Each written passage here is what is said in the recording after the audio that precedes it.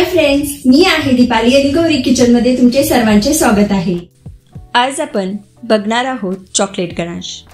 Cake icing आणि decoration करा chocolate गनाशने। हे गनाश बनवायला खूपच सोपे आहे। चॉकलेट आवडत असल्यास बऱ्याच रेसिपीमध्ये हे चॉकलेट गनाश तुम्ही वापरू शकता।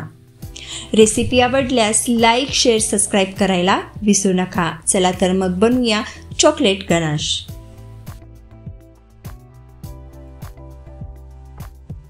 इथे मी डार्क चॉकलेट कंपाऊंड घेतले आहे। बाजारात किंवा केक मटेरियल शॉपमध्ये हे चॉकलेट तुम्हाला सहज भेटून जाईल। याची किंमत 125 ते 130 या रेंजमध्ये आहे। यामध्ये मिल्क चॉकलेट, व्हाईट चॉकलेट ही तुम्हाला मिळून जाईल। हे 400 ग्रॅम चॉकलेट इथे मी घेतले आहे। असे चाकूच्या साहाय्याने बारीक तुकडे केले।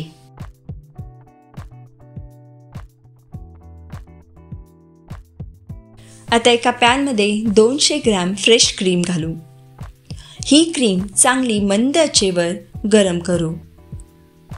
इथे लक्षात घ्या, गॅस फ्लेम स्लो ठेवायची आहे। गॅस थोडाही वाढवू नका, नाहीतर क्रीम चॉकलेट खाली पॅनला लागली की चॉकलेट गनाश खराब होऊ शकते किंवा करपट लागू शकते।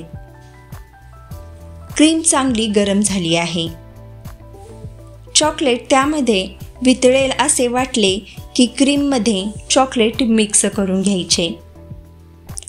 क्रीम आणि चॉकलेट व्यवस्थित मिक्स करून घेऊ।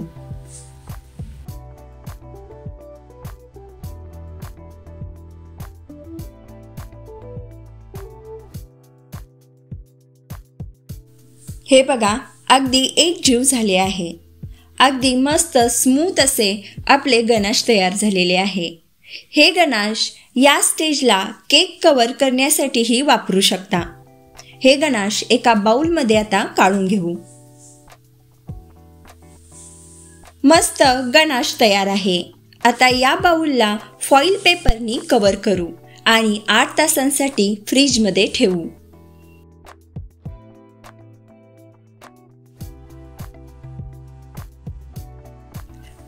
8 तासानंतर बघा, गनाश छान तयार झाले आहे। हे गनाश डेकोरेशनसाठी वापरू शकता किंवा पूर्ण चॉकलेट केक बनवण्यासाठीही वापरू शकता। मस्त असे गनाश आपले तयार झालेले आहे। मी तर इथे बसून मस्त खाणार आहे।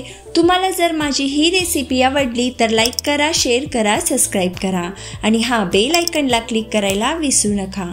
आणि सगळ्यात महत्त्वाचं म्हणजे माझ्या असेच रेसिपी बघत रहा, बनवत रहा आणि खात रहा। Bye bye.